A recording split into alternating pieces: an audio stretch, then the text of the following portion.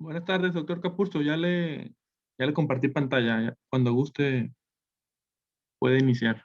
Muchísimas gracias, doctor García. De verdad, este, que bueno, ya estaba yo con ese pendiente. Sí me di cuenta que ya tenía control en ese aspecto. Muchísimas gracias. Bueno, A usted. vamos a dar inicio. Gracias nuevamente por la invitación, doctor García, de permitirme estar con ustedes y compartir un poquito de esto que hemos aprendido con el tiempo.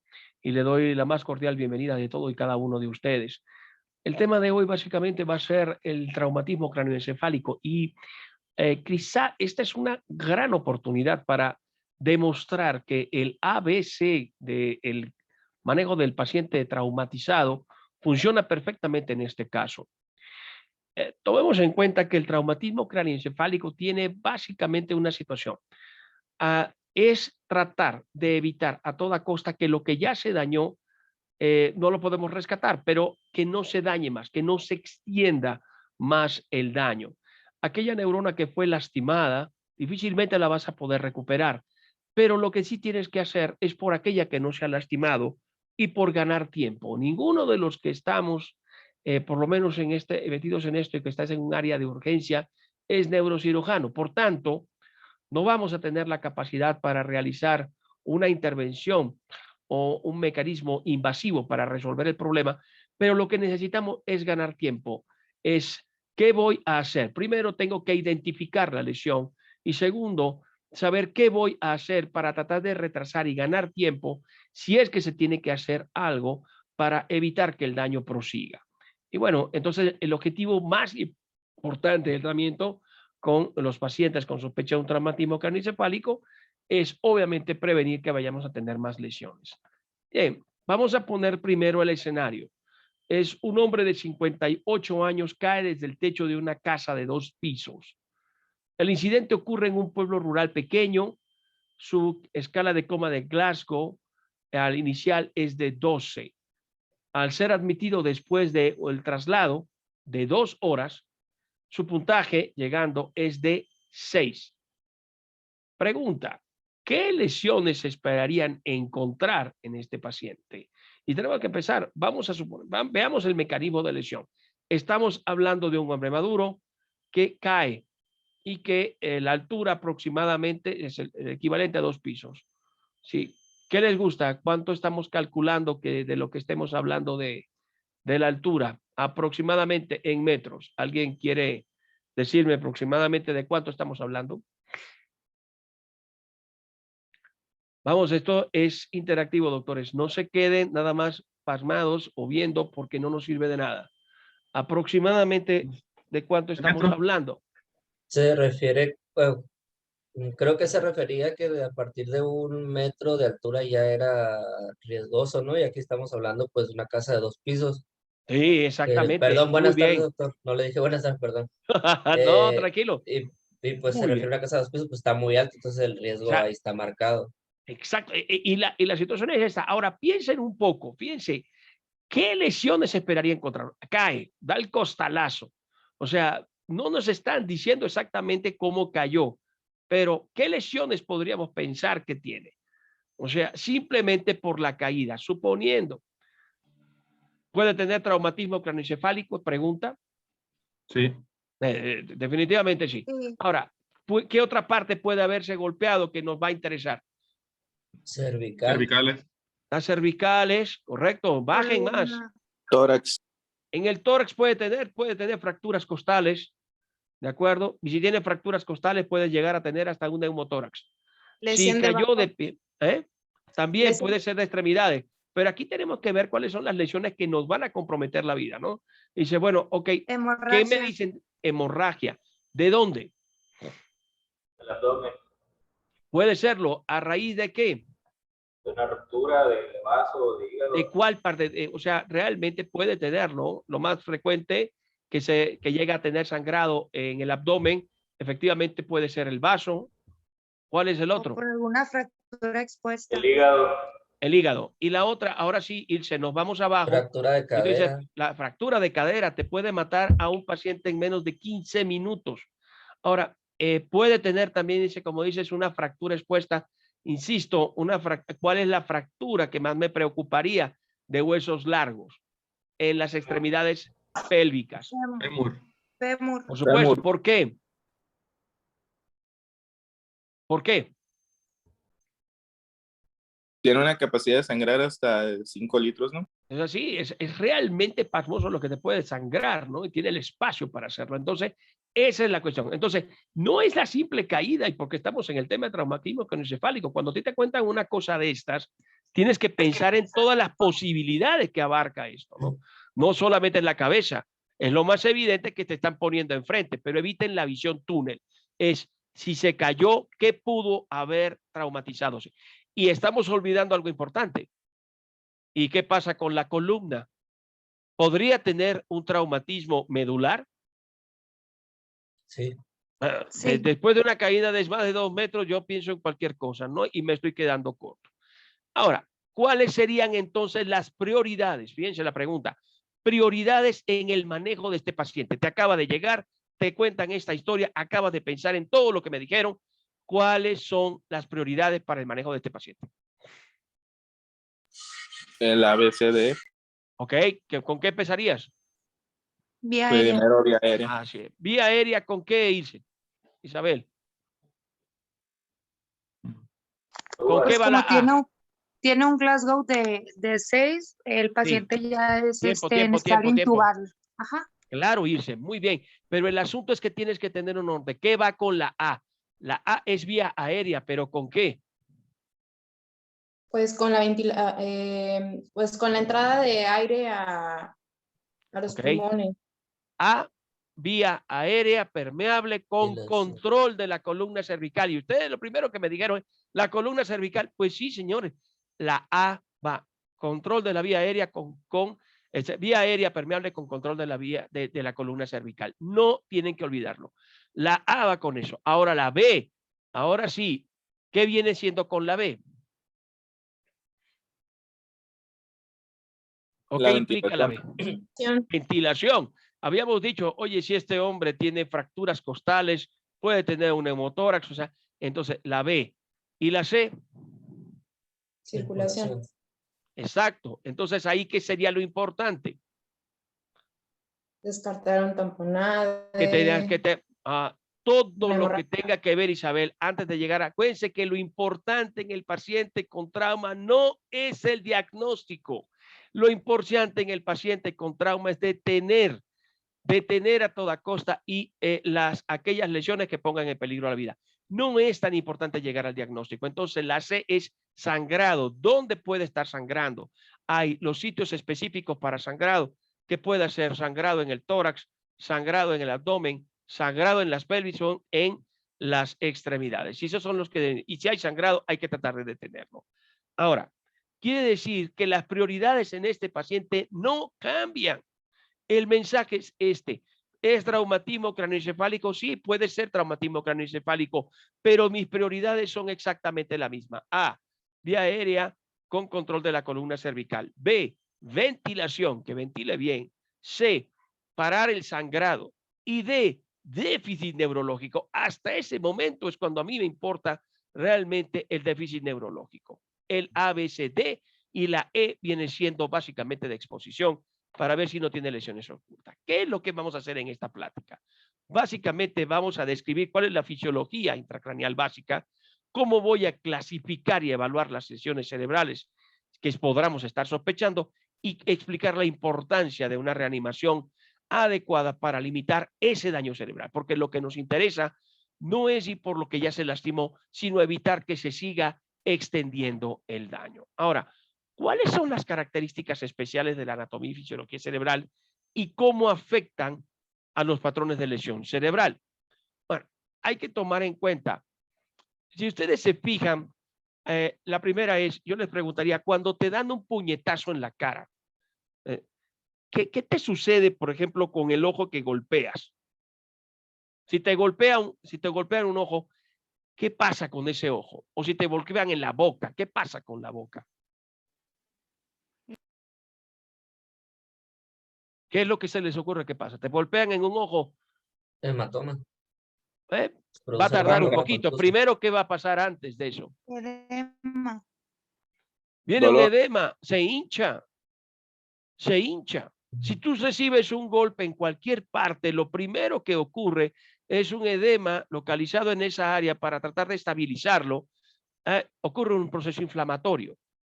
¿De acuerdo? Y aumenta el área, aumenta de volumen. Yo le quiero hacer una pregunta a ustedes. Si estamos hablando del cráneo y recibes un golpe, el área del encéfalo, ¿hacia dónde se va a hinchar? Hacia No, adentro. No tiene para no dónde. tiene No tiene. Hay un solo orificio por donde puede salir. No son los globos oculares. Va a buscar definitivamente salir hacia acá abajo. Es el único orificio que tiene. Entonces, si aquí hay un aumento de edema por alguna razón o hay una hemorragia, esto va a obligar a que se desplace hacia abajo. Y sabemos que ahí se te va a acabar el paciente porque hay un enclavamiento de olivas y automáticamente el paciente fallece. Entonces, lo primero que tenemos que pensar es que lo que tú tienes es una caja rígida. Entonces, todo lo que ocurra con trauma aquí adentro va a tener repercusiones en ese sitio y son dimensionalmente graves porque no hay para dónde expandirse. Pero no es lo único. Entonces, pero esa es una de las cosas. Entonces tienes. Ahora, la otra cosa, entonces, es el cráneo no es expandible, pero tiene líquido. Si ustedes tenemos, tienes, aparte de la masa encefálica, tienes los senos cavernosos, tienes arterias, tienes venas y tienes un sistema de líquido cefalorraquídeo. Ahora, esto lo único que significa que hay un flujo sanguíneo cerebral que normalmente tiene un sistema que lo regula. Ahora, yo les pregunto una cosa. La regulación de la que estamos hablando, cómo funcionan los vasos cerebrales para dilatarse o para contraerse normalmente. O sea, en base a qué se realmente ocurre en la contracción de un vaso cerebral o la dilatación de un vaso cerebral. Voy a poner un ejemplo para dar un poquito de la idea. Si estamos hablando de la periferia, hay una descarga de adrenalina. ¿Qué va a pasar con los vasos? Vasoconstricción. Vasoconstricción, correcto. Ahora, vuelvo a la pregunta. ¿En el caso del cerebro es igual o cómo funciona? Es al revés porque se quiere proteger de las altas presiones, ¿no? Ok, pero el asunto no es que sea al revés. O sea, no hay receptores alfa y beta. En la periferia tienes receptores alfa que hacen vasoconstricción, receptores betas que tienen vasodilatación. Pero el cerebro generalmente tiene su autorregulación, pero en el caso del trauma, esa autorregulación desaparece y va a depender de una sola cosa y se llaman gases. ¿Qué sucede con esto?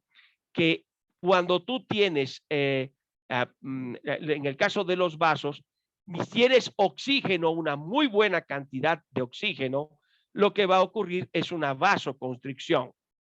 Pero si en cambio lo que tienes es un aumento en la concentración de dióxido de carbono, lo que ocurre es una vasodilatación. A ver, y esto no necesariamente con trauma. Les voy a contar algo, digamos, a ver, esta es como, ustedes imagínense la situación en la que estamos en el Día de los Enamorados, ¿no? Y se aparece el novio de una de las chicas de este grupo con un ramo de flores de cempasúchil para su amor que está muerto. Ok, el mensaje es claro. El asunto es que la chica empieza a hiperventilar y empieza a hiperventilar y empieza a ventilar y de repente, ¡pum!, se desmaya. ¿Qué fue lo que sucedió? ¿Por qué perdió el conocimiento? Vasodilatación. Se barrió el CO2. Lo que hizo mientras estaba, muy bien, muy bien. Mientras estaba hiperventilando, ¿qué fue con lo que barrió? Barrió con el CO2, barrió con el CO2, no barrió, metió muchísimo aire. metió una cantidad de oxígeno impresionante y bajó la concentración de CO2, barrió con el CO2. ¿Qué pasó a nivel del cerebro? A nivel del cerebro, al haber un aumento brutal de oxígeno, lo que ocurre es una vasoconstricción. Entonces, obviamente el cerebro lo que hace es desconectarse. ¿Pero por qué? Porque al desconectarse obliga a que la paciente comience a respirar lento. ¿Y qué va a pasar si respira lento? Retiene Capta más CO2. CO2. Exactamente. Y entonces, oh, maravilla, se abren otra vez los vasos y recupera el flujo cerebral. Entonces, no sé. Ahora vamos a trasladar esto que parece tan jocoso a la situación del trauma craneoencefálico. Ahora, entonces, el asunto es que si yo estoy, tengo un problema de gases aquí, si yo meto mucho oxígeno, lo que va a suceder es que se cierre el vaso. Pero si yo tengo mucho CO2, se abre. Les hago una pregunta. En el caso específico, si tú tienes una hemorragia dentro del cerebro, porque se rompió un vaso por el trauma, ¿qué es lo que quieres? ¿Vasodilatación o vasoconstricción? Vasoconstricción. Claro, pero cuando estudiábamos la primera parte, dice la vasoconstricción, dice, oye, yo la logro metiendo adrenalina, o le puedo hacer lo más que dicen, lo primero que tienes que hacer es compresión. Pero en el cerebro, ¿cómo le hago compresión? Eso está cerrado, no tengo forma. Entonces, ¿cómo se les ocurre, mis niños, que puedo hacer para provocar esa vasoconstricción? ¿Con oxígeno? Exactamente. ¿Cómo voy a hacer, Isabel, para meter esa cantidad de oxígeno que me cierre el vaso? No puedes decirle al paciente, respire rápido, señor, respire rápido. No. ¿Cómo lo voy a hacer? Pues poner una mascarilla de oxígeno. No me va a alcanzar. O, pero es buena idea, es buena intubarlo. idea. Algo más agresivo. Ventilación Necesito mucha. mecánica. Ventilación Excelente. mecánica. Fantástico. Ahora, suéltenlo, suéltense, díganme, ¿cómo voy a hacer para conectarlo al ventilador? ¿Qué necesito hacer? Desintubarlo. Exactamente. Acaban de decirlo. Ahora, entonces, señores, esa es la razón por lo que lo intubas. En realidad, si estás sospechando una hemorragia, tú lo que quieres es detenerlo y tú lo que vas a hacer es administrar la cantidad de oxígeno mayor que puedas. No le vas a poner 20 respiraciones por minuto, que es la que hacemos todos. Tienes que aumentar la frecuencia. Entonces, lo vas a intubar y lo que vas a hacer es definitivamente aumentar la frecuencia respiratoria y la cantidad de oxígeno, y con eso vas a provocar una vasoconstricción. Sin embargo, no puede ser una vasoconstricción bestial, porque entonces caería en isquemia el cerebro.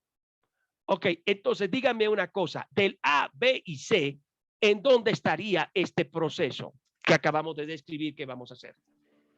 ¿Ve? En la A. Vía aérea permeable con la ventilación. Muy bien, o sea, están los dos implicados. Entonces ya tienes A y B, pero el A y B te está permitiendo hacer la C. Es una demostración fehaciente que el A, B, C funciona perfectamente en el caso de trauma craneoencefálico.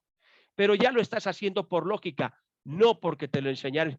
Tengo que intubarlo o tengo que pasar. No, no, no, no, no. Estoy aplicando la lógica a la fisiopatología.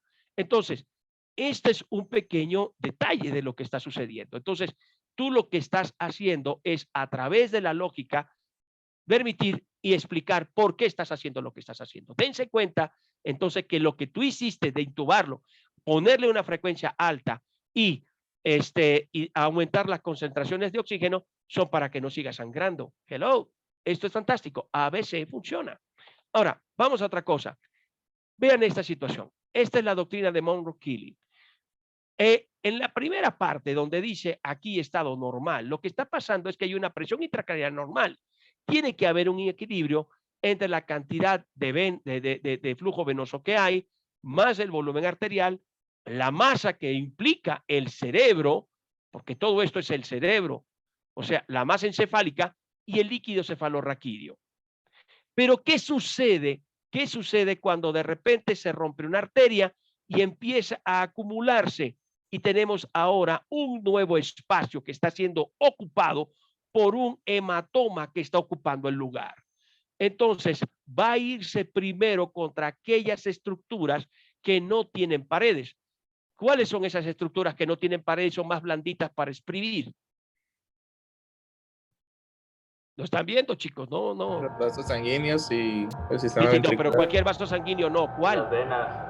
Exacto, o sea, venas y el líquido cefalorraquídeo, porque obviamente no tienen paredes y la masa con expandirse es suficiente. Pero otra historia es la arteria, porque la arteria tiene paredes y no es tan fácil que tú la puedas aplastar.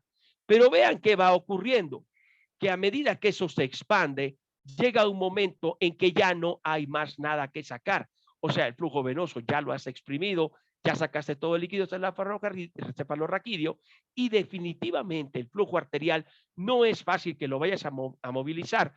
¿Por qué? Porque tiene paredes rígidas. Pero aquí ya tienes un problema gravísimo. Esto es lo que realmente está ocurriendo cuando aumenta la presión intracraneal. Y dices, oye, tengo que detener. Entonces dices, oye, si logro que hagamos una vasoconstricción, ¿sí? Esto puede disminuir la velocidad a la que se está formando este hematoma. Ahora, ¿cuál es el problema con esto? Este es el problema.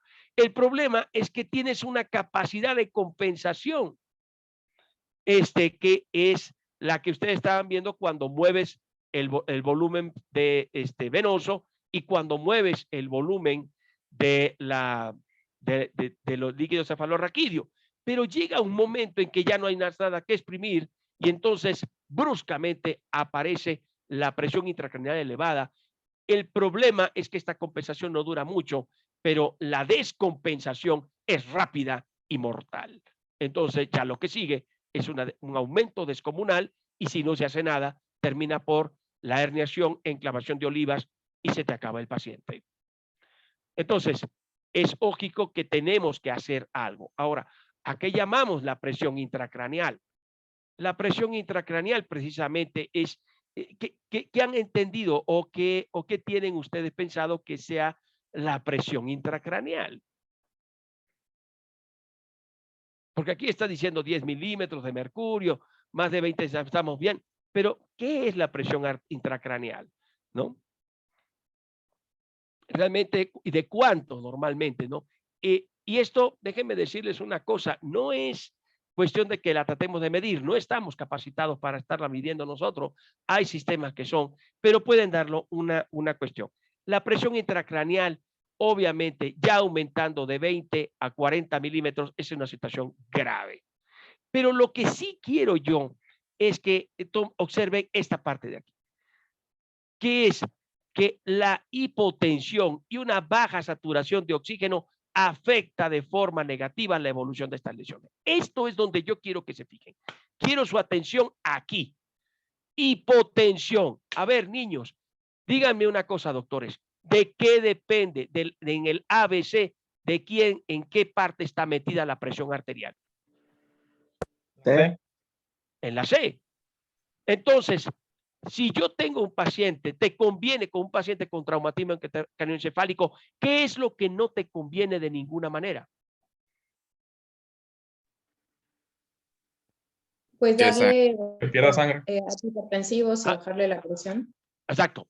No tienen que permitir que caiga la presión. Entonces, ya habíamos hecho la A y la B, pero la C está también involucrada en esto. Entonces, parte de mi trabajo es que yo no puedo permitir que la presión arterial de mi paciente baje, porque yo sé que si llego a la hipotensión, eso me va a bajar una baja saturación de oxígeno y me va a llevar a un problema de aumento de la presión intracraneal y además de hipoxia cerebral.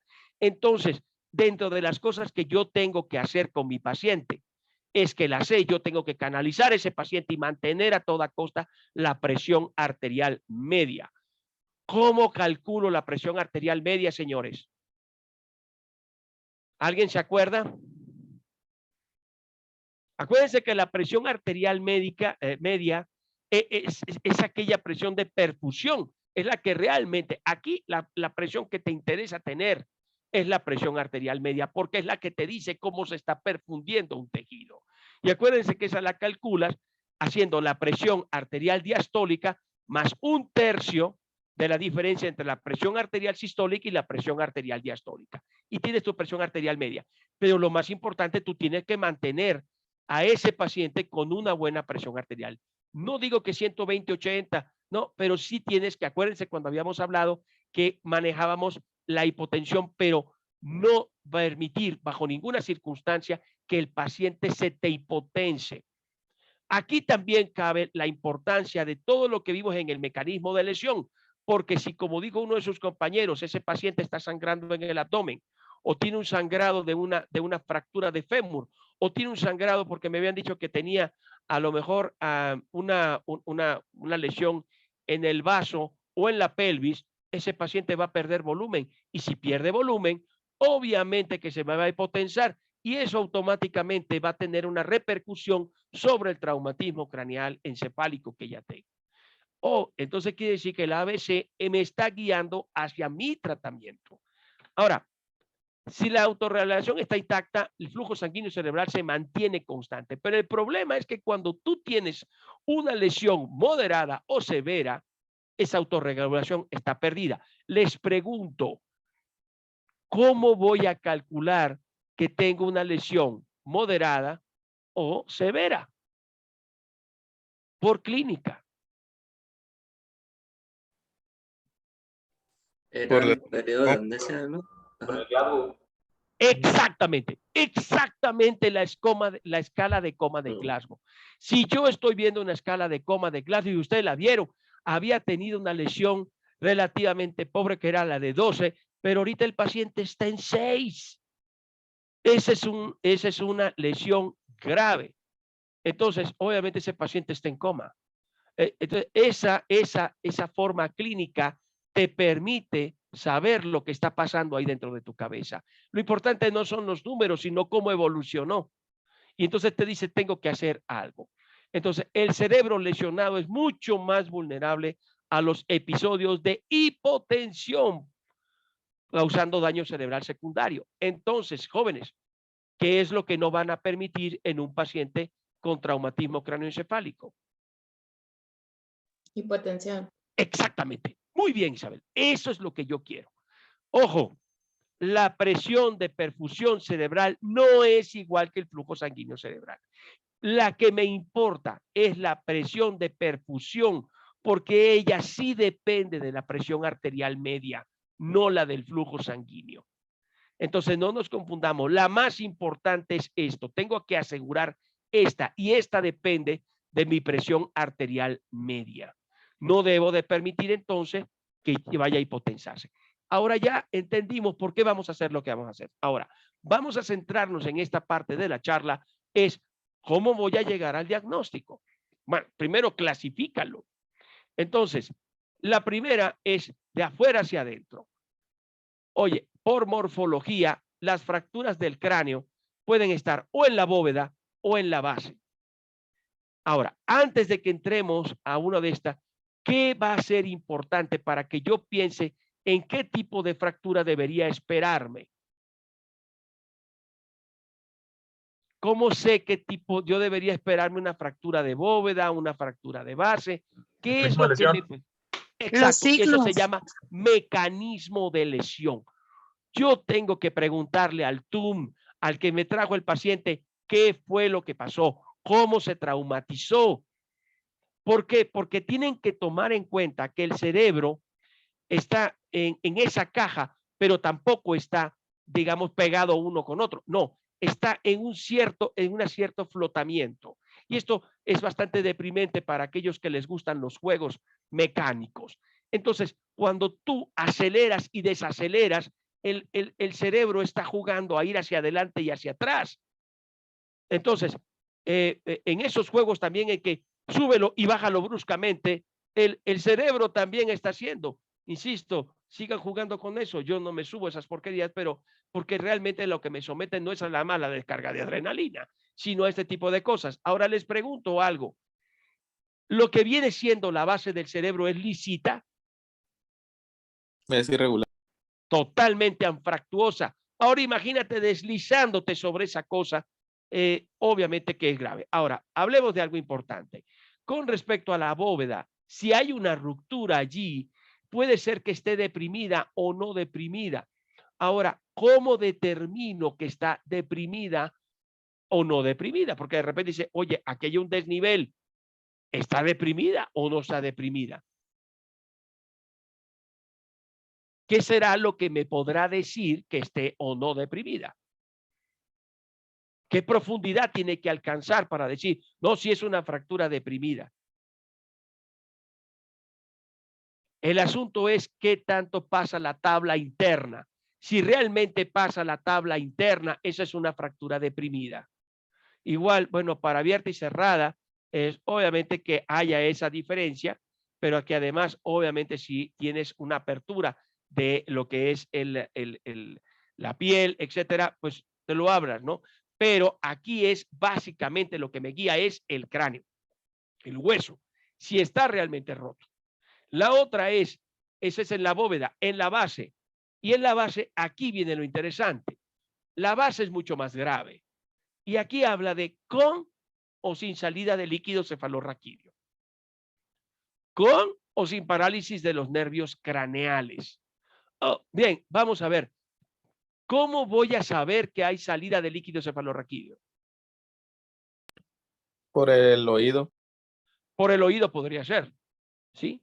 Entonces de repente ves que está escurriendo líquido y dices, ¿es sangre o es líquido cefalorraquídeo?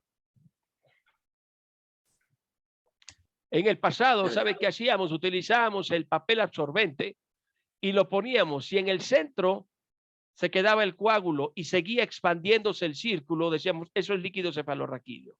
Hoy no se acepta mucho eso, pero si alguien que tuvo un traumatismo craneoencefálico tiene salida de líquido por el oído, para ti tiene una fractura de la base del cráneo hasta que demuestres lo contrario. Pero tenías que haberlo pensado desde el momento en que te dijeron cómo había sido el mecanismo de lesión. ¿Qué otro sitio se les ocurre? A ver, una de las chicas que esté con nosotros, ¿cómo se les ocurre que también? Exactamente, mi niña. Exactamente. La nariz. Entonces quiere decir que rompieron muy probablemente está rota la lámina cribosa y por ahí va el escurrimiento. Entonces, si tengo líquidos, si tengo una salida de líquido por la nariz o salida de líquido por el oído, agua pasa por mi casa, señores. Esto es una fractura de la base del cráneo hasta que demuestre lo contrario. Ahora, con respecto a los pares craneales, ¿cuál será ese par craneal interesante que a mí me podría echar una mano? Del que más hacemos, del que más utilizamos. El tercer par. El tercer par, o sea, los oculares. Ahora, aquí hay algo interesante que quiero hacer. Déjame ver una cosa aquí con esto. La morfología, bueno, esto ya sería en las lesiones, pero voy a irme a un momentito aquí. A ver, quiero regresar a una situación. El asunto es que en el cerebro, las fibras simpáticas y parasimpáticas no van de forma separada. No. El asunto es que las fibras parasimpáticas van por fuera y envolviendo a las otras están envolviendo a las fibras simpáticas. Ahora, ¿qué sucede? La pupila está en un determinado equilibrio que nos permite tener, digamos, la pupila al tamaño, vamos a llamarle normal, con una apertura promedio, porque hay un equilibrio entre lo que tracciona, por un lado, el simpático y lo que mantiene cerrado el parasimpático. Ahora, imagínense que hay un hematoma y comienza a hacer una compresión. Y yo les acabo de decir que las fibras parasimpáticas están por fuera y las simpáticas están por dentro. A la primera que van a hacer compresión, ¿cuáles van a hacer?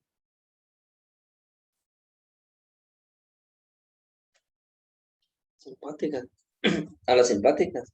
A las parasimpáticas, porque las simpáticas están por dentro. Ok, si le hacen presión a las parasimpáticas, ¿quién va a tener predominio de función? La simpática. Ah, ok. Y nene, ¿qué pasa cuando las simpáticas dominan? Hay midriasis. Va a dilatarse la pupila. Entonces, eso nos explica que decía el principio que decíamos que la pupila siempre mira al lado de la lesión. Siempre mira. Va a estar abierta esa pupila y por supuesto que lo único que te está diciendo, ahora, si está diciéndote que la pupila está muy dilatada, quiere decir que las fibras parasimpáticas las están aplastando. ¿Qué mensaje te está enviando? ¿Qué está pasando con ese hematoma? Se está aumentando la presión, se está dañando el cerebro probablemente. Te está diciendo, Fer, que ese hematoma se está expandiendo con una velocidad pasmosa. O haces algo o ese paciente va a morir. Eso es lo que yo quiero que estén pensando. Si tengo una pupila dilatada, allá adentro hay un hematoma que está creciendo bestialmente. Se está dilatando y tengo que hacer algo. Eso es el mensaje. Ahora, vamos a irnos. La morfología. Aquello que vimos ahorita, perdón, eran las fracturas del cráneo por la localización, digamos, la morfología. Pero aquí viene la otra. Puede ser focal o difusa. Y entonces dice, bueno, puede ser que los hematomas sean epidurales, suturales, intracerebrales o difusas, concusiones múltiples, contusiones e hipoxia. Ahora, ¿con qué voy a determinar esto? ¿Eso lo puedo hacer por clínica? Sí. ¿Cómo? Pues, por ejemplo, por el mecanismo de lesión y que, Ok. por ejemplo, en este caso, si tuvo una caída de más de 1 metro, 2 pisos de una casa y se empieza a deteriorar muy grave, pues yo pensaría en que tuviera una, Muy grave con- o muy rápido. pues muy rápido y que esté deteriorándose, ¿no? Pues por Exacto. clínica con la Pero caída de Cushing. Y el asunto es, bien, el asunto es que si se está deteriorando muy rápido, te puede decir, esto es una arteria o es una vena. sí, Porque si se deteriora muy rápido, te está diciendo, esto es una arteria. Si esto es un poco más pausado, dice, esto es una vena. Pero ¿cómo sabrías que es epidural o subdural? Con la tomografía. Solamente. Por clínica no, pero puedo suponerlo. Eso estuvo muy bien. ¿Por qué? Porque te está diciendo, oye, este deterioro fue muy rápido. Esto me hace sospechar que esto es una arteria. Entonces tengo que sospechar a lo mejor esto es epidural. Y pero la única forma realmente es haciendo una tomografía. Si ustedes se dan cuenta, aquí la situación es que en la tomografía, vean esto que está aquí. Ahora, ojo, ¿cómo voy a solicitar la tomografía de un paciente con sospecha de trauma cráneoencefálico? Ustedes tengo aquí la hoja, dígame, doctor, voy a solicitar una tomografía de cráneo porque tengo una Simple. sospecha. ¿Qué más le pongo? simple. ¿Por qué? Pues no se puede solicitar contrastada porque por el riesgo de una hemorragia. ¿Y cuál sería el problema? ¿Y cuál sería el problema? En realidad, la razón, Isabel, para no solicitar la contrastada es porque no me dejaría ver nada, porque yo ya no voy a saber qué es lo que está saliendo, si es medio de contraste o es el hematoma. Siempre, efectivamente, ustedes tienen razón, se pide tomografía hacia computada simple, porque entonces yo voy a saber que todo lo que esté blanco viene siendo parte del hematoma y las otras zonas son las normales. Entonces, ese es el principio simple, así, sencillito de nunca pidas con medio de contraste la tomografía de un paciente con traumatismo cráneoencefálico. Siempre se pide simple. Característica, esto que ustedes tienen acá es un hematoma epidural. ¿Cuál es la característica? Por ser epidural, toma la forma del cráneo y entonces tiene esta forma lentiforme. ¿De acuerdo? Porque se está adaptando a la superficie donde está. ¿De acuerdo? Entonces, la característica más importante es esta, que clásicamente es por ruptura de la arteria meningia media. Entonces, afortunadamente, estos no son los más frecuentes, porque tienen una alta mortalidad. ¿Por qué? Porque es una arteria. Entonces, obviamente, la forma y el deterioro, la lateralización de esto es bestial, ¿no? Entonces, es esencial una evacuación temprana. Esto tiene que operarse.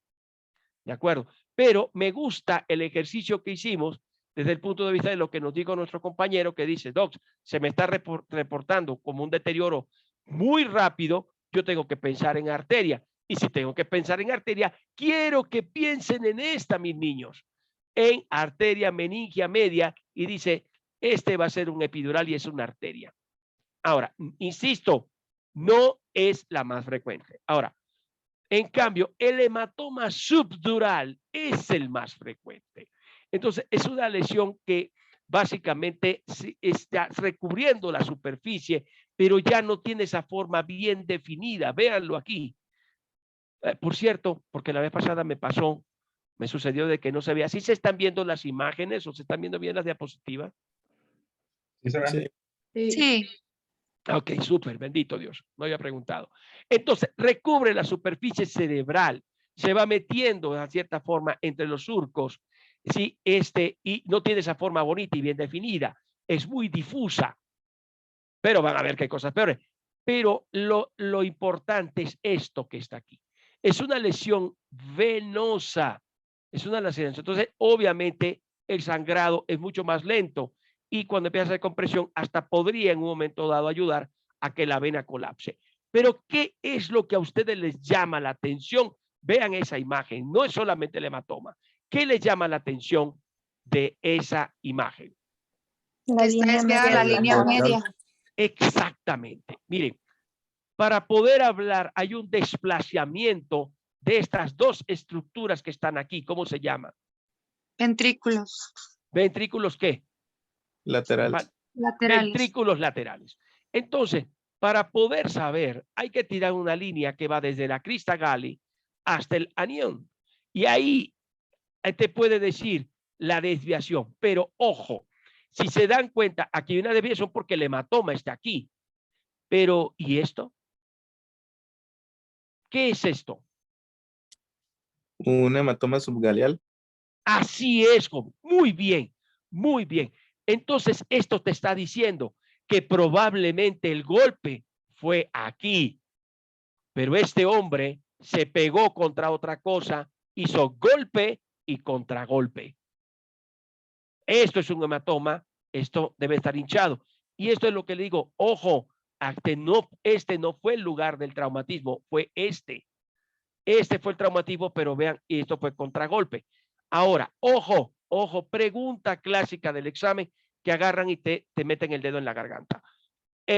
¿Con qué haces esta medición de desviación? Y entonces todos caemos en la trampa, porque no, pues es que yo la estoy viendo, pues sí, pero no es tan exacta.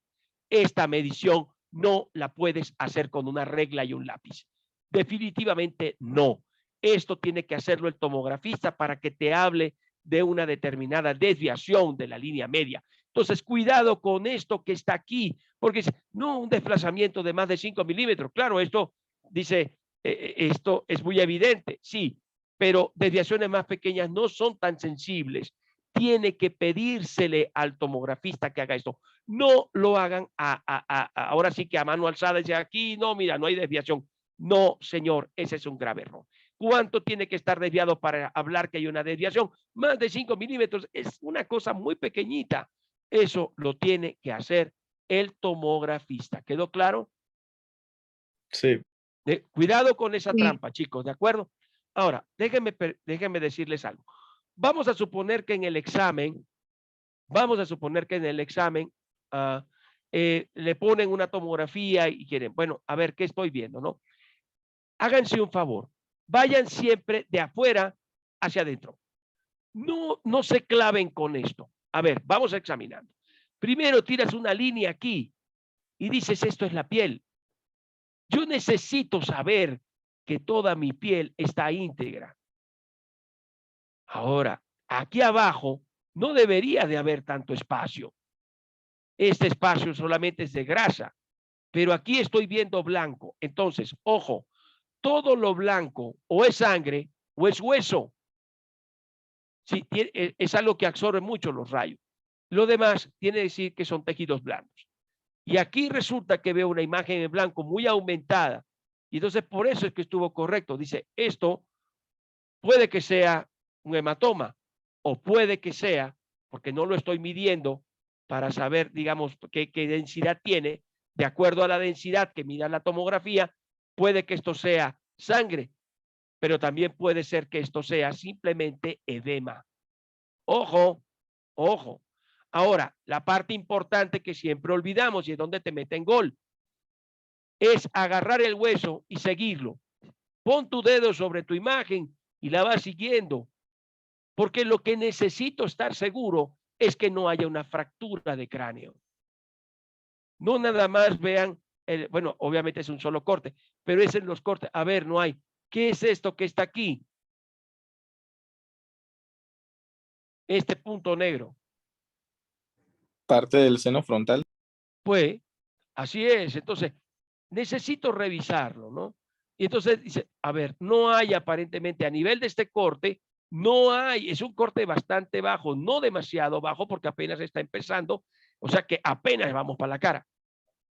Y después entonces, ahora sí, el cerebro, y es decir, a ver, aquí es donde empezamos a ver blanco, dice, esto es hematoma, ¿sí? Y tengo una desviación de los ventrículos laterales, aquí está la crista Galli y aquí está el anión, y dice, y hay una desviación. No puedo saber todo, pero es obvio que aquí hay una desviación. Y este hematoma es un hematoma subdural.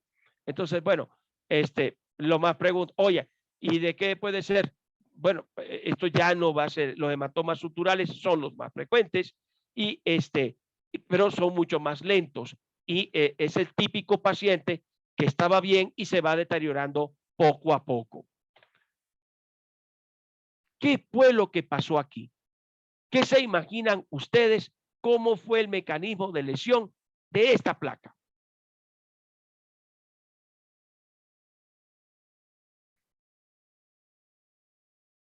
Si fuera un automovilista, ¿con qué creen que pasó?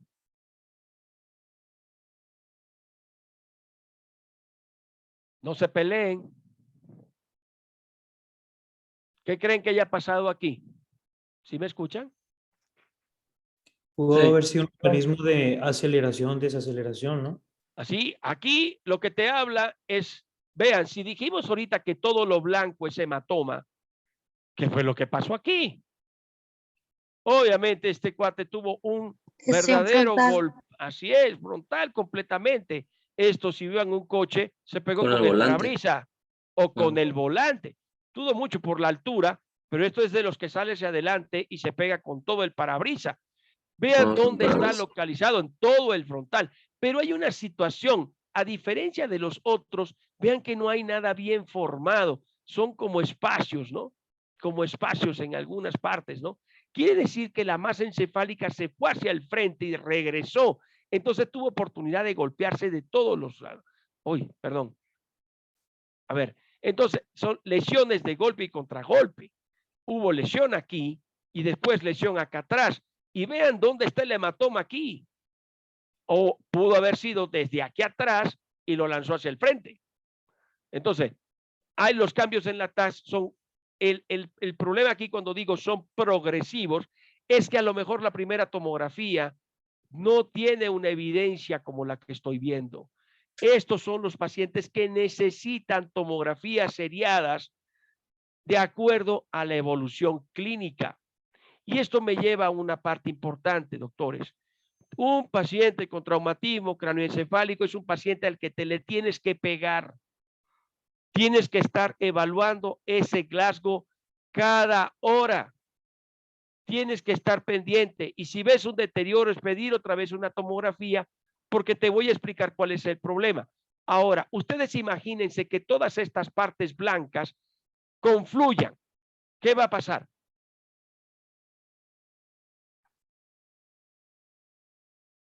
si empiezan a pegarse unas con otras y terminan formando una sola masa.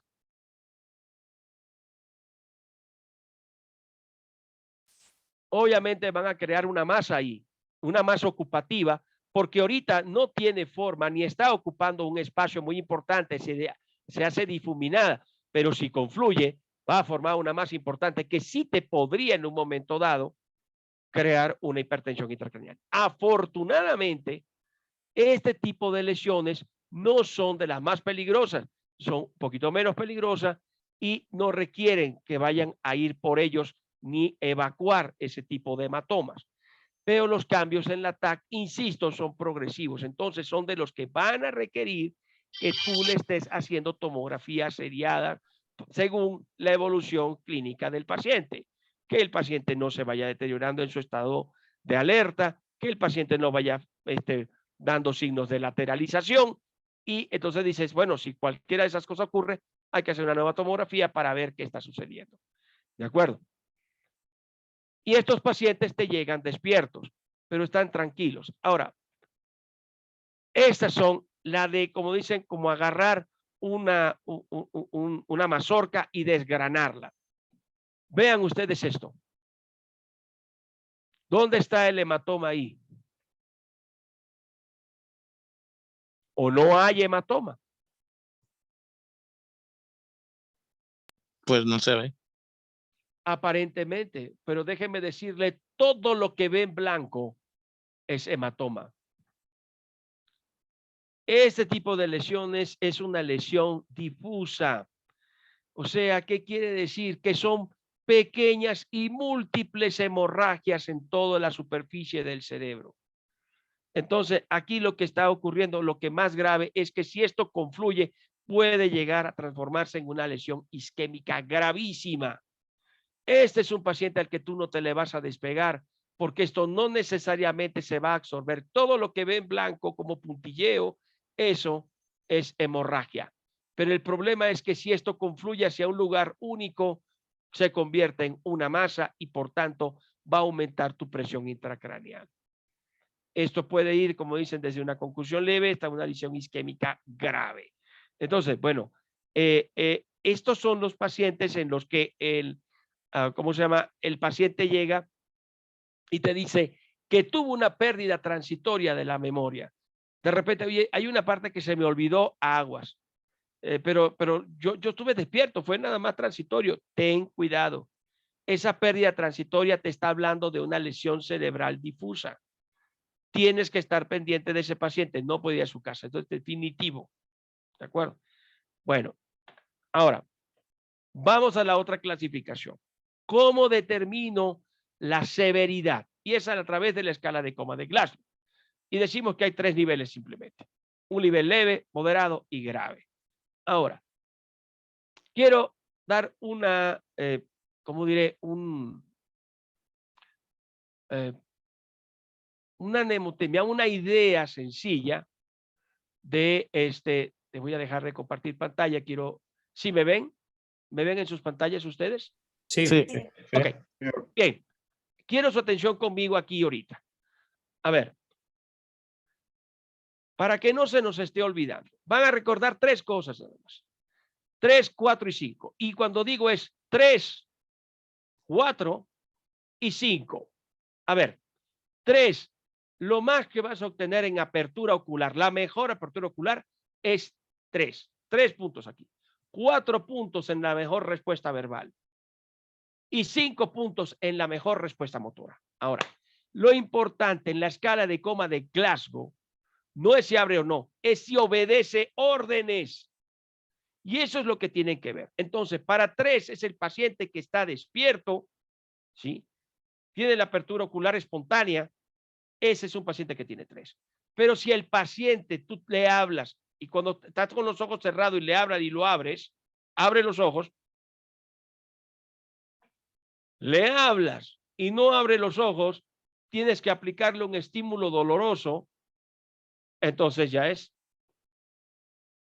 Esa es la forma. 4 es la mejor respuesta verbal.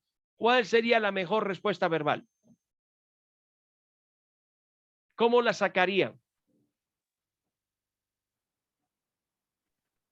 orientado, bueno, Una pregunta. una pregunta. Exacto, vamos, en un momento dado, ¿qué es lo que tú le dirías al paciente? Se lo dije, ¿cómo sabes cómo está el paciente en 10 segundos? ¿Qué le pasó? Te Oiga, encuentras bien. es que me chocaron, me pasó. Ya te está dando una respuesta verbal concreta. Ese paciente tiene 4 puntos. La otra, ustedes la han visto que el paciente que habla incoherencias, no está, y le vas bajando. El paciente que ya nada más son estímulos o nada más se queja. Entonces, obviamente, y ahora viene la parte, la mejor respuesta motora. La mejor respuesta motora, ¿cómo la lograría? Entonces, denle una orden simplemente. A ver, puede usted levantar, pero fíjense en el detalle. Oiga, señor Capurso, ¿puede levantarme su brazo izquierdo? No, no puedo. No, pues no. Mal. A ver, no tiene, voy a bajarle puntos. A ver, el asunto es que Capurso tiene la fractura en la mano izquierda. No la va a levantar. No, a ver, oiga, pero puede levantar la mano derecha. Levanto la mano derecha. No voy a medir la capacidad, no estoy midiendo la respuesta muscular. Es que la levantó completa, la levantó al medio. No, eso sería en el músculo esquelético. Eso es trauma musculoesquelético. No, a mí lo que me interesa es saber si obedece órdenes. Le dije que la levantara, puede elevar su mano izquierda, puede apretar su mano, puede mover los dedos, obedece órdenes. Eso le da sus 5 puntos. No se equivoquen. No se equivoquen. Es que le ordené que levantara la mano y me levantó la mano izquierda. Eso te habla de un estado de confusión en todo caso. Pero puedes decirle, levante la pierna izquierda y estás haciendo escala de coma de Glasgow. Es obedecer órdenes. Entonces no se olviden, 3 puntos ojos, 4 puntos boca y 5 puntos respuesta muscular. Obedece órdenes para moverla. Eso es lo que tiene que ser. Ahora, me voy a regresar acá.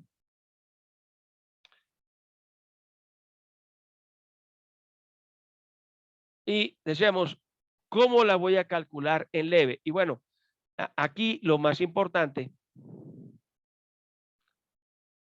es que si tiene entre 13 y 15 puntos, es un traumatismo craneoencefálico leve.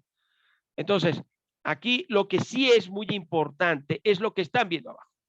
Independientemente de que en este momento tenga 13, tenga 15, el asunto es cómo fue el mecanismo de lesión. No pierdan de vista eso, porque es una desgracia, porque el asunto es que no, tiene 15, se está de lujo, ¿sí? Pero a ver, el mecanismo de lesión tiene que hablar. Voy a dar un ejemplo. Ustedes imagínense que te llevan a un chico de 19 años que estaba jugando fútbol americano. Cuando dieron el pitazo de salida, taclea al de enfrente, pero lo taclea casco con casco. Y él cae desmayado en el suelo. El desmayo no dura más de 1 o 2 minutos. Cuando lo llevan contigo, tiene un Glasgow de 15. ¿Qué vas a hacer con él? Observación 24 horas, ¿no? Lancha. El asunto es este, ¿sí? Tiene razón. O sea, lo dejo en observación, lo mando a su casa, le hago tomografía o no le hago nada y lo dejo en observación. Me importa es el mecanismo de lesión. El mecanismo de lesión te está hablando que hubo un choque de cráneo contra cráneo. Ahora, no quiero que piensen nada más en la materia encefálica. Ilse, ¿qué más se pudo haber lastimado en un encuentro casco con casco? No le estoy temiendo. Cervicales. ¿Cuál?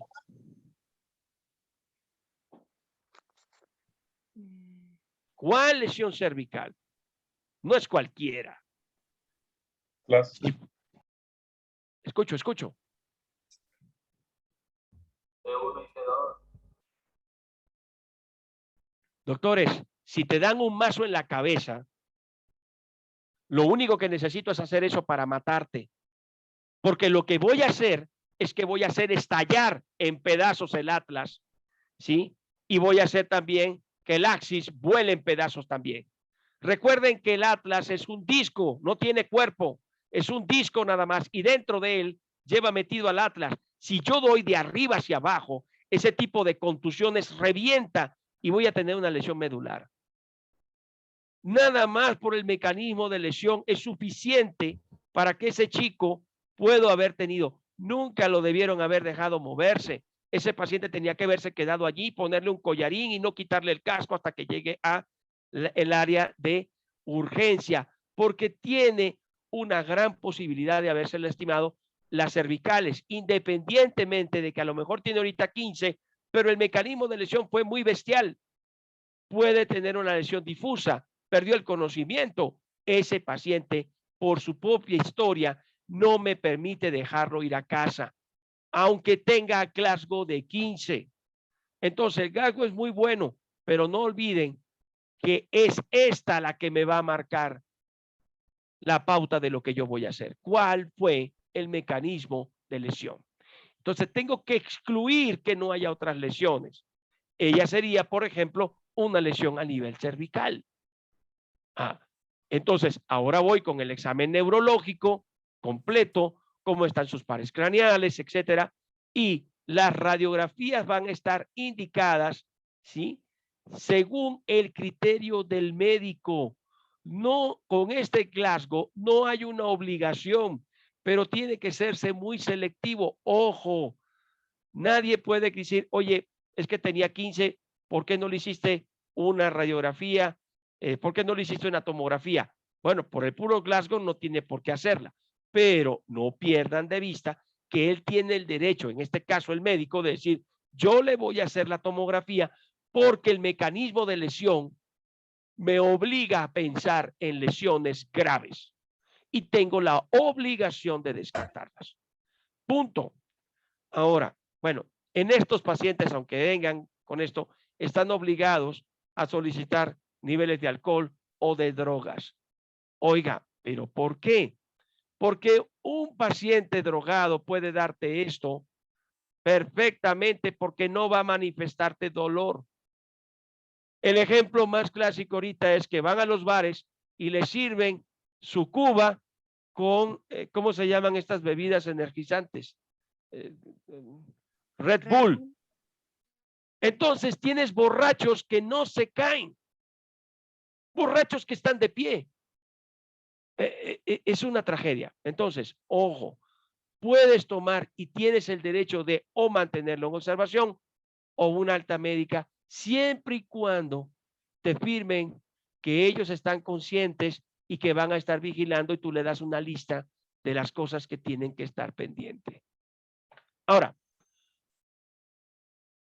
¿dónde está? ¿No era esta donde estaba el paciente que describimos en nuestra primera diapositiva? O sea, Sí, tenía una sí. lesión moderada, tenía 12 cuando se cayó. 12. No estaba bien.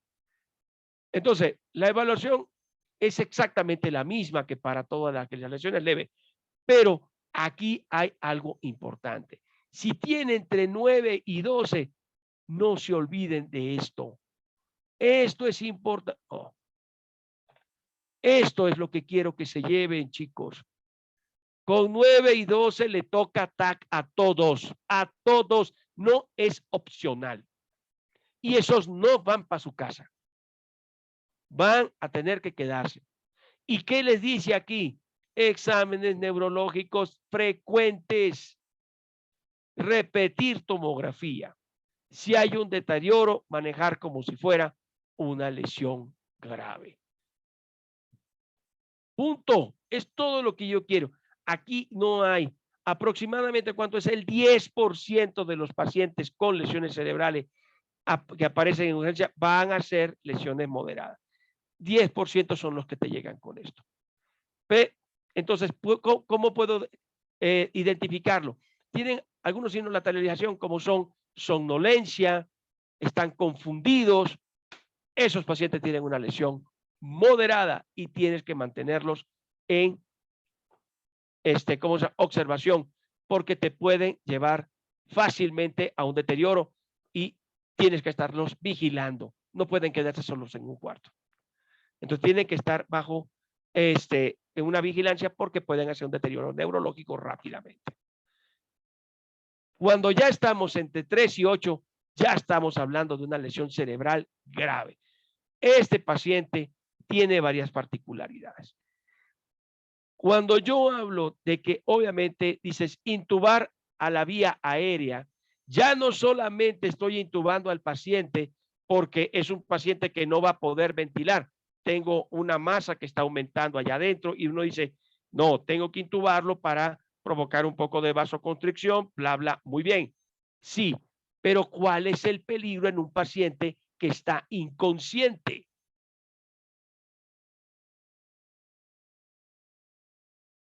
O sea, el peligro de la vía aérea en un paciente inconsciente. ¿Cuál es? Se puede colapsar. Broncoaspirar. Muy bien, doctor. Broncoaspirar, señores. Si ese paciente vomita, se les acaba el paciente. Se les acaba el paciente. Entonces, no. Aquí la idea es intubarlo para proteger la vía aérea. Porque si ese paciente llega a broncoaspirar, va a ser un verdadero lío. Entonces, tienes que tener esa idea. Intubas al paciente no solo para tener la ventilación de su parte, sino para proteger la vía aérea. Entonces, la otra cosa es que tratarías de descomprimir la vía aérea. ¿Cómo haría para descomprimir la vía aérea? No me hagan caso. Descomprimir la cámara gástrica. ¿Cómo la descomprimo, Tello? Con sonda Nasogástrica. Correcto. Ok. Ahora, ¿cuál sería la contraindicación para colocar una sonda nasogástrica? Ruptura de base de cráneo o fractura de base de cráneo. Si tienes una sospecha de fractura de base de cráneo, no puedes. Ahora, ¿qué te haría sospechar de una fractura de base de cráneo por clínica? Salida de líquidos de oído y de nariz. Una sería esa. Esa sería la otra, el mecanismo de lesión. Si se estrelló contra el parabrisas con toda la cara, tienes toda la oportunidad del mundo de que ese paciente tenga una fractura de lo que viene siendo la lámina cribosa. Y si le pones una sonda nasogástrica, esa sonda nasogástrica por menor resistencia va a terminar en el cerebro. Entonces, hay varios signos que te van a hablar de lo que son. Ahorita lo vamos a ver, base de cráneo, pero mecanismo de lesión. ¿Cómo se pegó? Yo puedo saberlo. Ese paciente no le puedo colocar una nasogástrica, pero tengo que descomprimirle el estómago para proteger de que no vaya a vomitar, independientemente de que ya lo haya intubado. ¿Cómo lo voy a hacer? Orogástrica. Definitivo. Coloco orogástrica. Ahora, el examen neurológico, ojo con esto. Esto es motivo de pleitos con los neurocirujanos, tiro por viaje. Tenías que haberle hecho la clasificación de Glasgow antes de intubarlo y tenías que haberlo anotado. Es un pleito seguido. ¿Por qué? Porque entonces sedan al paciente, lo intuban y cuando llegan a hacerle una nueva valoración, es que está en 3, es que está en 6. Bueno, pero ¿y cómo estaba antes? No, pues yo como que medio, como yo vi que estaba inconsciente, yo lo intubé. Pero ¿cuánto tenía de Glasgow? Nadie se molestó en hacer un Glasgow. Y entonces nadie sabe cómo estaba y en este momento que ya lo intubaste y que está bajo los efectos del sedante, entonces ya nadie sabe si lo que yo estoy viendo aquí es producto de tu sedación o producto del traumatismo. Entonces, obviamente, los neurocirujanos se ponen como locos entonces, y quieren acabar contigo y te quieren acabar en el primer día de tu residencia. Entonces, ojo, señores, el examen neurológico tiene que ser hecho antes de la intubación.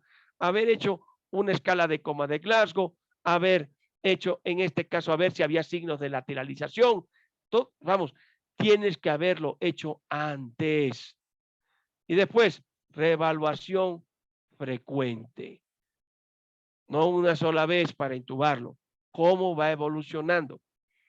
Y pensar, como pensamos al principio, qué otras lesiones puede tener. Si ese paciente tiene una fractura de pelvis, lo que lo va a matar no es el traumatismo cráneoencefálico, no le va a alcanzar el tiempo, lo va a matar la fractura de pelvis. Y tenías que haber pensado en ella.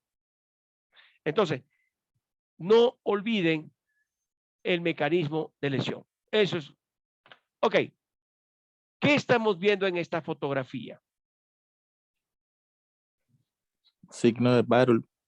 Exacto. Ese es un signo de la batalla. ¿Y qué significa eso?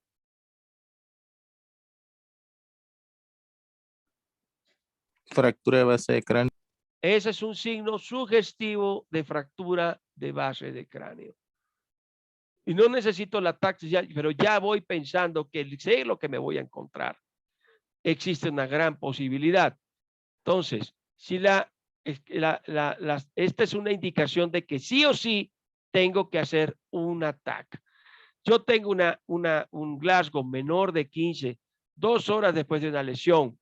Tengo déficit neurológico, fractura expuesta de cráneo, signos de fracturas de base de cráneo, como la que me están diciendo. Yo sería de subrayar esto.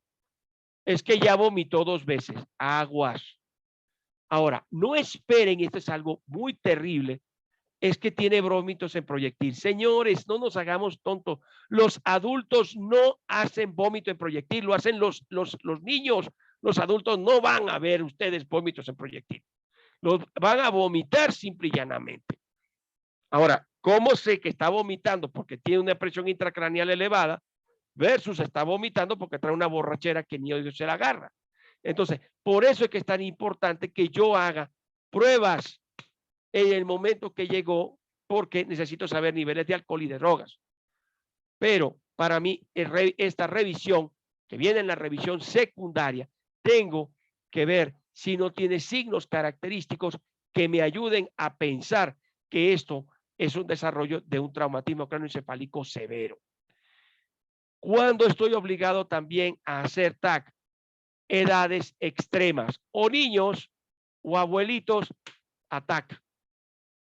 ¿Por qué? La pregunta es, ¿por qué? En el caso de los niños, se supone que en el caso de los niños, la gran ventaja es que si las fontanelas no están cerradas, tiene un poquito más de chance el cerebro para expandirse. Pero también tiene la desventaja de que dura mucho en una determinada estabilidad y después se cae. Pero el asunto es que los huesos de los niños son cartílagos. ¿Qué significa esto? Que un golpe en la cabeza de un niño no tiene huesos con qué para detenerlo. El golpe va directamente al cerebro.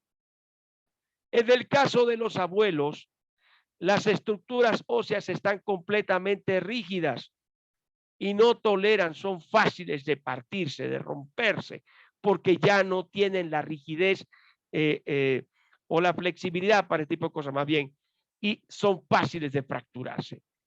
Ahora, ¿cuándo debo de hacerlo?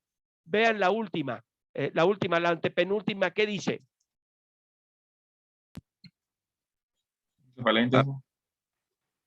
Amnesia retrógrada. Ahora, ojo, entonces el futbolista que te dice, oye, sí, yo me desmayé, bueno, pero ¿qué pasó? No, pues es que no me acuerdo. Atención, eso es un signo grave, ominoso. Siempre y cuando no sea un latino que está llegando el domingo en la mañana a su casa. Este también va a tener amnesia, nunca se acuerdan de dónde vienen. Entonces tengan cuidado, no es broma, pero o un paciente que sufre traumatismo cráneoencefálico y tiene una cefalea intensa. Aguas con eso. Estas son las clásicas preguntas en la que ¿cuándo voy a indicar un ataque? Aquí está, ¿cuándo te voy a indicar un ataque? Ahora, ¿cuál es el tratamiento óptimo para pacientes con lesiones cerebrales? Entonces, aquí tenemos que regresar es ¿cómo voy a abordar a un paciente con lesión que en la que sospecho una lesión cerebral. ¿Por dónde empiezo? Vía aérea. Siempre. El A, B, C y D. No vas a variar eso. ¿Tiene una lesión traumatismo craneoencefálico? Sí, pero la A, ¿cómo está? Tiene que estar ventilando bien. ¿Cómo está la columna cervical? B, ¿está ventilando bien? Ok. C, tiene datos de hipotensión, tiene datos de sangrado evidente, hay que detenerlo. Y ahora sí, déficit neurológico. ¿Cómo están las pupilas y cómo está su Glasgow? Punto. Esa es mi evaluación primaria. Entonces, lo que yo tengo que hacer, y lo hemos repetido desde este rato, ha sido eso. El primer paso es exactamente el mismo para todos los pacientes con traumatismo. Tiene que ser el ABC. No metan visión túnel. Tienen que ver una visión amplia, siempre ABC. A, vía aérea con control de la columna cervical. B, ventilación. C, parar el sangrado. Y D, déficit neurológico, pupilas y Glasgow. ¿Cómo voy a minimizar la lesión secundaria, cerebral secundaria? Ahí lo dice. Y la A de administrar oxígeno es de la A. No hay duda. Mantener una ventilación adecuada. B. Y mantener la presión arterial. ¿Cómo hago esto? Con la C. Ese paciente tiene que estar canalizado y yo debo de mantener su presión arterial para que tenga una presión arterial media, ideal para que esté bien perfundido. No necesito hacer más nada. Con haber cumplido con el A, B y C, la D la estoy cumpliendo. ¿De acuerdo? Ahora, ¿a qué demonios se llama un examen neurológico dirigido? Ya que nadie lo preguntó. ¿Alguna idea? 3 cosas, niños. Escala de Coma de Glasgow, pupilas y signos de lateralización. ¿Alguien aquí con alguna idea? La escala de Coma de Glasgow ya la vimos. Las pupilas, sabes que si están dilatadas, la pupila mira hacia el lado donde está la lesión. Y te está diciendo que hay una masa expansiva haciendo lo suyo allá adentro. Y la tengo que detener. ¿De acuerdo? Ahora, ¿y los signos de lateralización cuáles serían? ¿Alguna idea? ¿Alguien de los que están por acá? Ignacio. Pues Araceli. ¿no? ¿Perdón? Hemiplejía, ¿no puede ser? La triada de Virchow. Puedo ser, muy bien. O sea, eso sería de las cosas que dice, bueno, tengo cierto grado de lateralidad porque está hacia uno de los lados. Ok, ¿qué más? Son menos complicados de lo que parece. ¿Qué más? El arrastrar el lenguaje, o sea, habla arrastrando la lengua, aunque está en la escala de Coma de Glasgow, eso te habla de una lateralización, que está desorientado, que está confundido, que tiene dificultad para la percepción, son signos de lateralización. Entonces, bueno, esas 3 cosas te están diciendo que necesitas cuál es lo que está escrito, qué es lo que está escrito en líneas moradas. Consulta con el neurocirujano. Señores, desde que tú tienes un traumatismo cráneoencefálico moderado, tenías que haber hecho una interconsulta con neuro. Evítate problemas, no quieres demandas. Entonces, tienes una consulta temprana con neuro. Si tú, así tenga 15, consideras que el mecanismo de trauma fue grave, tienes que hacer una interconsulta con neuro. Punto. Pero si además esto te lo va a dar, si tienes una alteración en cualquiera de esas 3, la interconsulta es más que obligatoria. ¿Quedó claro? Ahora, ¿qué puedo yo hacer? Objetivo. Ok. Cuando hablamos de hiperventilar al paciente, cuidado, jóvenes. Cuidado. ¿Hasta dónde? ¿Hasta dónde lo hiperventilo? No, tú ponle 40 ventilaciones por minuto. O vas a barrer con todo el CO2. Vas a provocar isquemia. Para no pasarme, por favor, anotado en rojo. Tendrías, ok, ya lo intubé, le está sacando, como vas, le está sacando una gasometría para que después de un rato que está intubado, le vuelvas a tomar una de control. Perdón.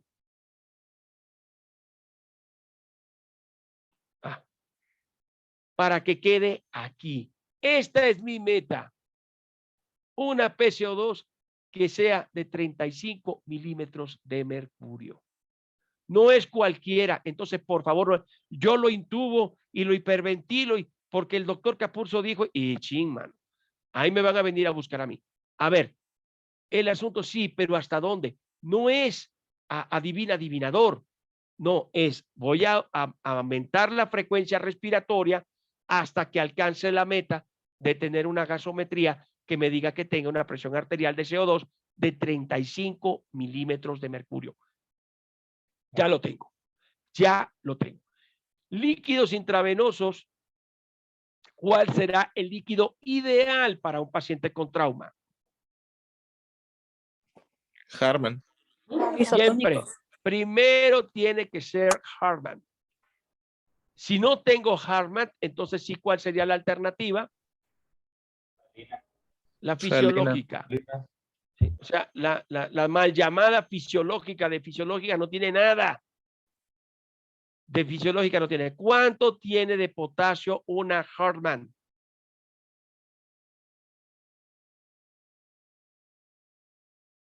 Hello. ¿Cuánto tiene de potasio una Harman? Porque la estamos utilizando a Viva México y no sé ni cuánto tiene de potasio o no tiene potasio.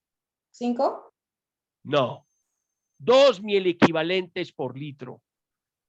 ¿Por qué no llamo fisiológica? Porque no tiene cuánto tenemos de sodio y vean cuánto trae una fisiológica. Si fuera tan fisiológica, ¿por qué carambas no se lo administran a los insuficientes renales? Tiene un montón de sodio. Entonces, por favor, aquí queda una tarea que no es de trauma. Necesito que ustedes se sepan al dedillo, al delante y al revés, cuánto trae de sodio, potasio y cloro cada solución que están administrando. Porque si no, ¿y cuánto trae en este caso como Harman trae bicarbonato? Tienen que saberlo, tienen que saber cuánto equivale una ámpula de bicarbonato, cuánto equivale una ámpula de KCl, porque si no se los van a llevar entre los pies. Por favor. Entonces, normoboletín tiene que ser isotónicos, porque lo que menos necesito es estarle metiendo algo que me va a absorber más. Entonces, obviamente, mientras más concentrado es el té, menos me va. Y la consulta con el neurocirujano. Ven, ojo, aquí va, manitol. ¿Cuándo voy a usar el manitol? El manitol lo voy a usar en los momentos desesperados. Hice la interconsulta, estoy viendo cómo se deteriora mi paciente y no llega el neurocirujano. Es momento de llamar a la caballería y para eso meter. Pero recuerden que el manitol, ¿qué tipo de diurético es? Es osmótico. Entonces, hay que utilizarlo solamente si hay signos evidentes, ya se va a herniar este paciente y yo necesito detenerlo. Entonces, ¿cuál es el problema? Que acabo de decir que lo peor que le puede pasar al cerebro es que no llegue sangre. Si yo deshidrato a mi paciente, si yo le bajo la presión arterial, la perfusión cerebral va a disminuir y eso sí me va a meter en un lío. Entonces, yo tengo que evitar que vaya a caer en hipovolemia, pero el manitol eso lo que va a hacer es a sacar volumen. Entonces, yo tengo que estar compensando lo que estoy sacando con lo que estoy, de alguna manera, evitando que me vaya a provocar hipotensión. Y el problema es que la dosis de manitol es una dosis que siempre da miedo, porque está perfectamente escrita ahí. Es 1 gramo por kilogramo en bolo. Y muchos les da miedo. Si no saben o si les da miedo, entonces no la usen, pero no den dosis de miedo porque no va a funcionar. Entonces, esto es lo que podríamos hacer. Anticonvulsionantes, soluciones hipertónicas, sedación y paralítico, no se ha demostrado que efectúen una mejora en el tratamiento de estos pacientes. Lo que sí se ha demostrado es la posición del paciente y a veces no se habla de eso. El asunto es que en la décima edición viene claramente, los pacientes tienen que estar en semipolar para disminuir precisamente la congestión venosa que esto significa y se ha visto que esto sí tiene una repercusión importante en forma fisiológica. Entonces, no se olviden de la dosis de manitol. Siempre les da miedo. Si pesa el hombre 70 kilos, ¿cuánto le van a dar de manitol? 70 gramos. Así es. ¿Y qué está diciendo ahí? Bolo. No, pásaselo despacito. Despacito se te va a acabar tu paciente. Tienes que bajar esa presión. Ok, punto. Oiga, estoy viendo aquí que está sangrando por la cabeza. Todos sabemos que cuando sangra la cabeza es escandalosísima, se ve dramático. A ver, la forma de parar un sangrado en la cabeza es por compresión, no metiendo pinzas porque no sabes que estás pinzando, a menos de que tú veas el vaso muy evidente y tengas con qué pinzarlo, no estés dando pinzazos. Trata de detenerlo primero siempre a través de compresión y te aseguro que va a bajar. Entonces, que las puedes reparar, sí, si son heridas muy pequeñas que no te van a hacer invertir tiempo.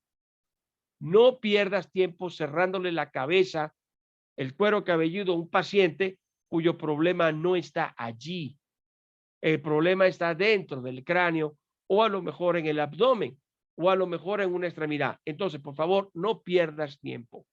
Compresión directa para el control del sangrado, eso es tu prioridad y lo más importante. Solamente en forma ocasional y que sea algo muy sencillo es el cierre temporal. Ahora, si es un trauma en el que el trauma penetrante va a ser igual. Siempre ABC, radiografías y TAC. Consulta neuroquirúrgica temprana. Queda, entredicho, profilaxis con antibióticos.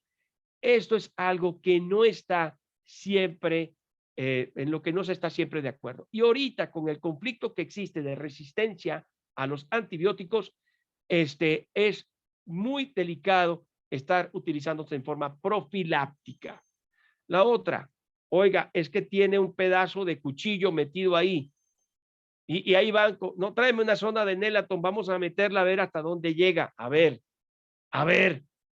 No, señor, ni le vas a quitar, y esto vale de no retirar objetos penetrantes, no los retiras de ninguna cavidad. Es que tiene un puñal metido en el tórax, déjalo ahí. Si ese puñal está metido dentro de la cavidad cardíaca, y tú lo sacas, el paciente va a morir por culpa tuya, no por la puñalada. No se tocan esos objetos hasta que estés dentro del quirófano. ¿Quedó claro?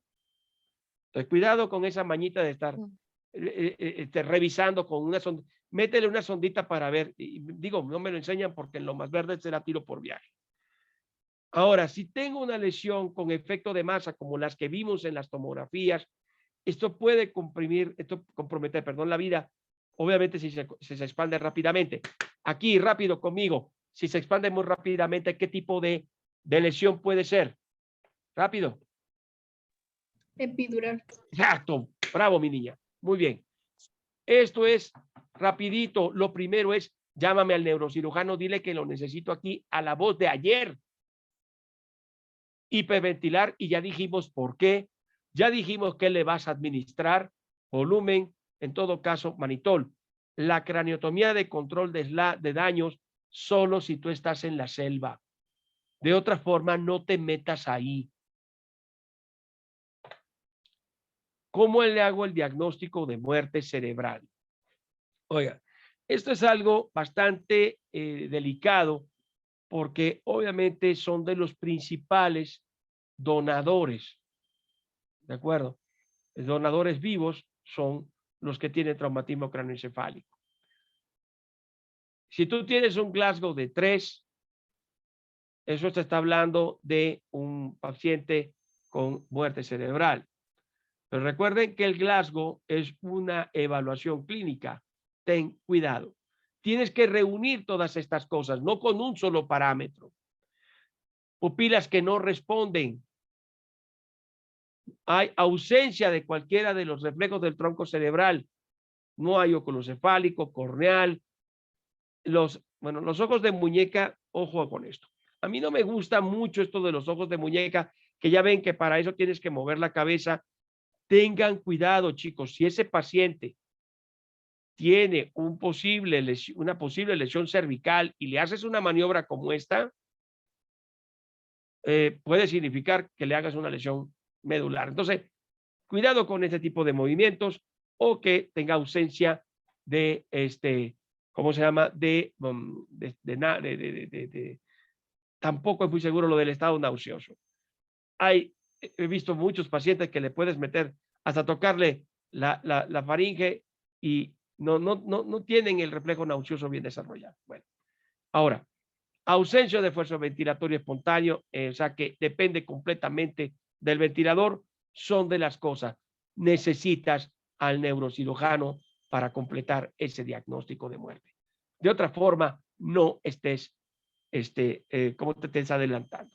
Entonces, aquí lo que sería es que tu centro donde estés realmente tenga una comunicación para notificar, obviamente, que es un posible donador y hay que ir a hablar con los familiares, etcétera, etcétera. Pero esto es importante porque puede salvar muchas vidas y por eso no lo dejé de considerar aquí. Entonces, pero acuérdense que de esto es un tema delicado en los cuales hay que hablar y tener el consentimiento informado. México no ha avanzado mucho en esto. Tenemos un cierto avance, pero todavía cuesta mucho que los familiares acepten ese tipo de cosas. Muy bien, entonces, volvemos a este punto. ¿Cuáles son las prioridades en el manejo de este paciente que fue el primero que vimos?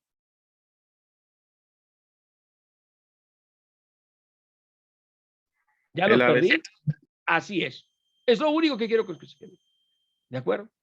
Muy bien. Preguntas hasta aquí, antes de hacer un resumen. ¿En cuánto tiempo se tiene que hacer una tomografía de control? Ok. La tomografía de control puede tardar hasta 8 horas. ¿De acuerdo? Pero ¿de qué te va a decir cuándo la voy a hacer? Más bien te diría es cómo está el estado de tu paciente. Si tu paciente se está deteriorando, tienes que repetir la tomografía. Vas a repetir. Ahora, más bien es, ¿por qué tú estás tomando esa decisión y no el neurocirujano? Quiere decir que tú no lo llamaste. Y eso es demandable, 100%, 100%. Si tú ya hiciste una segunda tomografía y el neurocirujano no estaba ahí, te van a demandar. El neurocirujano tenía que estar ahí desde el momento que le pediste la TAC. Ya desde ahí. Entonces, que él se la quiera repetir cada 8, pero generalmente a las 8 horas es repetir la tomografía. Pero quien debió haber tomado las riendas de ese caso era el neurocirujano. Sin duda, sin duda. Muchas gracias por la pregunta. Gracias. Dime. ¿Alguna otra pregunta? Chava, Carmina, Araceli. ¿Algo que no haya quedado claro? Ok, vamos ahorita a cerrar, mis niños, haciendo un resumen. Se los voy a hacer en forma de pregunta. El manejo de las lesiones craneoencefálicas requiere una comprensión de la fisiología intracraneal básica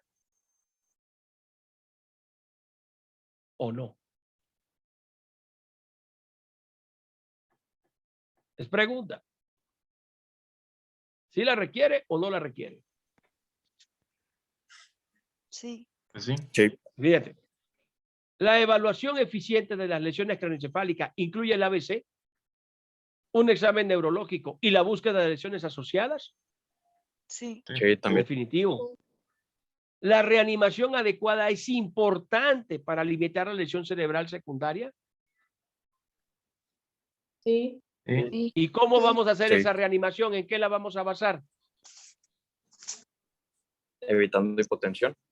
Evitándole, pero no te vayas hasta la C. ¿Qué te va primero, hijo? Oxígeno. Así Ventilación. es.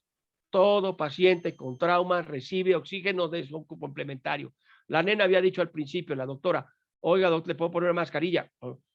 Pacientes con trauma cerebral tiene que tener mínimo eso. No me pongan puntitas nasales, por el amor de Dios. Mascarilla con 12 litros por minuto, 10 litros por minuto. Y si el paciente se está deteriorando con su Glasgow, tienes que ir pensando que tiene vía aérea y tengo que ventilarlo, tengo que ponerle un tubo. Y la C, entonces evito la hipotensión. Y trato de detener el sangrado apoyando la A y la B. Punto. ¿De acuerdo? Pues eso sería todo de mi parte. Oiga, no sabe, les agradezco muchísimo la oportunidad de haber compartido con ustedes este ratito. Órale, ahora sí.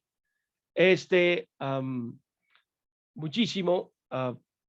Y la oportunidad que me ha dado hasta este momento el doctor Reni, que me ha aguantado, que siempre digo que me voy a tardar menos y siempre la riego porque no es cierto. Esta vez dije que iba a tardar 1 hora y otra vez no fue. Pero bueno, aquí estoy. Me dio mucho gusto estar con ustedes. Ojalá esto sirva no para que hayan aprendido todo, sino para picarlos a que vayan a leer el manual. Y entonces van a salir muchas más cosas que les va a encantar. Hay que investigarlas. La parte neurológica siempre nos da mucho temor, pero dense cuenta que lo simplificaron a un punto práctico, no para despreciarlo, sino para entenderlo y aplicarlo. Reni, pues muchas gracias. Quedo a sus órdenes. Gracias a usted, doctor. Muchas gracias. Gracias, Gracias, doctor. Luego. Muy buena clase, muchas gracias. Hombre, me dio un enorme gusto. Pues, hijos, espero que nos podamos volver a ver. Me va a dar mucho gusto. Y espero que tengan mucha fortuna. Si hay algún otro tema, pues seguiremos con esto, con trauma. Bueno, sería interesante, bueno, pero el traumatismo en niños es todo un tema, Traumatismo en extremos de la vida, pues, ¿no? Niños y adultos. Eso sería un tema bastante interesante porque es un tema, de hecho, es uno de los temas de la TLS. Traumatismo en los extremos de la vida, traumatismo en la mujer embarazada. Son temas completamente apartes, muy interesantes también. Pero por ahora, gracias por la paciencia y esperemos vernos en otra ocasión. Reni, gracias por la paciencia, el tiempo y nos estamos viendo pronto. Chicos, que tengan una bonita noche, que descansen. Gracias. Hasta Igualmente, luego. doctor. Hasta luego. Gracias, Doc.